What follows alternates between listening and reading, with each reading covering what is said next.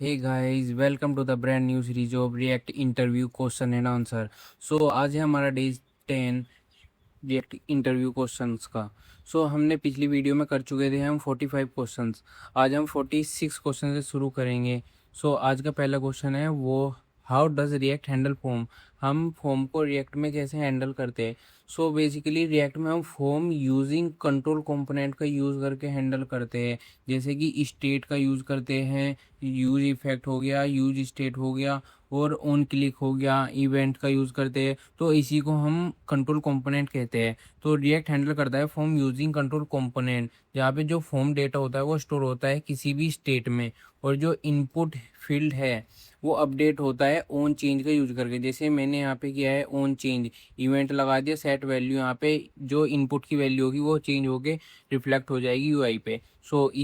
इसी से हम हैंडल करते हैं फॉर्म्स को। अगला क्वेश्चन है व्हाट इज रिकॉन्सिलेशन। रिकॉन्सिलेशन क्या है, मैं आपको अभी समझाता हूँ। रिकॉन्सिलेशन ये ये है। ये क्या है, ये है वर्चुअल डोम। ये क्या है, वर्चुअल डोम है। और ये क्या है, रियल डोम है। ये वाला हो गया रियल डोम। इसमें हमने जो वर्चुअल डोम है वो इसमें इतना पार्ट क्या है हमने चेंज किया है, और ये रियल डोम है पूरा इतना। ये क्या करेगा, जो ये इतना पार्ट पूरा कंपेयर करेगा इससे। ये आपस में एक दूसरे से कंपेयर करेगा कि कितना चेंज हुआ है। इसमें कितना पार्ट चेंज हुआ है, इसमें सिर्फ इतना पार्ट चेंज हुआ है। ये कंपेयर करेगा जब, तो इतना ही पार्ट अपडेट करेगा यूआई पे। रिकॉन्सिलेशन यही होता है कि वर्चुअल डोम को रियल डोम से कंपेयर करेगा, और जितना भी पार्ट अलग होगा, अलग मीन्स डिफरेंट होगा, जो आपने चेंजेस किए हैं वो वर्चुअल डोम में आते हैं और उसे कंपेयर करता है रियल डोम से, और इसी को रिफ्लेक्ट कर देगा यूआई पे। यही कहा गया है रिकॉन्सिलेशन में। रिकॉन्सिलेशन एक प्रोसेस है रिएक्ट का जो यूज करता है compare virtual dome with the real dome. Virtual dome को रियल डोम से कंपेयर करता है और अपडेट करेगा उसी पार्ट को, जो चेंजेस पार्ट होगा उसी पार्ट को अपडेट करेगा। इससे क्या होगा, इम्प्रूव हो जाएगी परफॉर्मेंस और एफिशिएंट यूआई अपडेट होगा। कब होता है, ज़्यादातर जब हम स्टेट चेंज करते हैं, रिएक्ट अपडेट करता है एलिमेंट्स को। रिकॉन्सिलेशन समझ में आया होगा। अब है कस्टम हुक को हम, कस्टम हुक क्या है और हम इसे क्यों यूज़ करते हैं। बेसिकली कस्टम हुक कुछ नहीं है, एक रीयूजेबल फंक्शन ही है जिसे हम यूज़ करते हैं रिएक्ट हुक की तरह ही। ये क्या करता है, कोई भी लॉजिक है जो सेम लॉजिक हमें अलग अलग कंपोनेंट में शेयर करने हैं, हम उसे कस्टम हुक में कन्वर्ट कर देते हैं और उसे जहाँ चाहे वहाँ यूज़ कर लेते हैं। कंपोनेंट की तरह ही है, बट इसमें डिफरेंस है कि हम जब भी ये कंपोनेंट बनाएंगे हम इसमें यूज़ का यूज़ करेंगे पहले। जैसे कि यूज़ कंपोनेंट, कंपोनेंट का नेम होता था यूज़, इसमें सिर्फ आगे हम यूज़ ऐड कर देंगे और फिर कुछ भी नेम रख देंगे। यही है कि ये रिड्यूस कर देगा कोड की डुप्लीकेसी और इम्प्रूव करेगा रीडेबिलिटी। ठीक है ना। फिर है डी बाउंसिंग। डी बाउंसिंग ये बहुत इंपॉर्टेंट क्वेश्चन है, ये मुझसे भी पूछा गया था इंटरव्यू में। बहुत इंपॉर्टेंट है डी बाउंसिंग। डी बाउंसिंग क्या है कि आप कैसे, अभी समझना, ये आपकी यूआई है और इस पे आप क्या कर रहे हैं, स्क्रॉल कर रहे हो।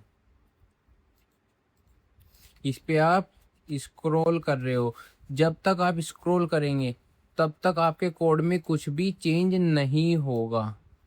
इसी को हम क्या कहते हैं, डिबाउंसिंग कहते हैं।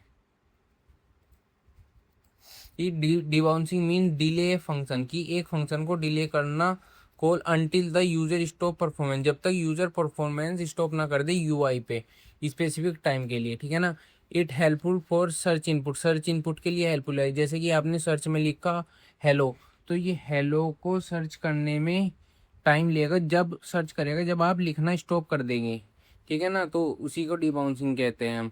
और अवॉइड करता है too many API call, typing, improve performance, reduce unnecessary request. तो यही है डिबाउंसिंग। इसका एक एग्जांपल दिया है, देख लीजिएगा।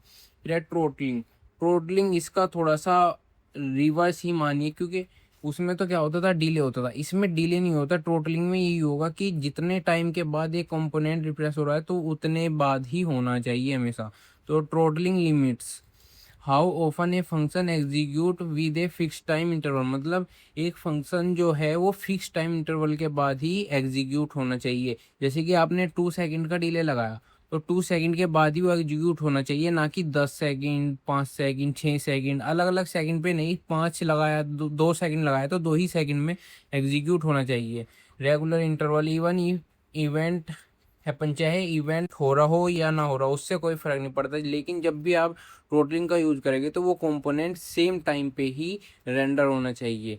सो इसका एग्जांपल भी दे रखा है, एक इजी सा, इसको समझ लीजिएगा। उम्मीद है आपको समझ में आया होगा ये। और ये नोट्स आपको कहाँ मिलेंगे? कमेंट में आप कहते हैं कि नोट्स, तो नोट्स डिस्क्रिप्शन में ही मैं प्रोवाइड करा दूंगा, आप वहाँ से सिंपल जाके यही सीट मिलेगी आपको, मैं इसी को शेयर कर दूंगा और आप कोड को पढ़ सकते, ये इनको क्वेश्चंस को पढ़ सकते हैं। अगर आपको वीडियो अच्छी लगी है तो please like, comment and share ज़रूर करना, जिससे हमें मोटिवेशन मिल सके। Thank you.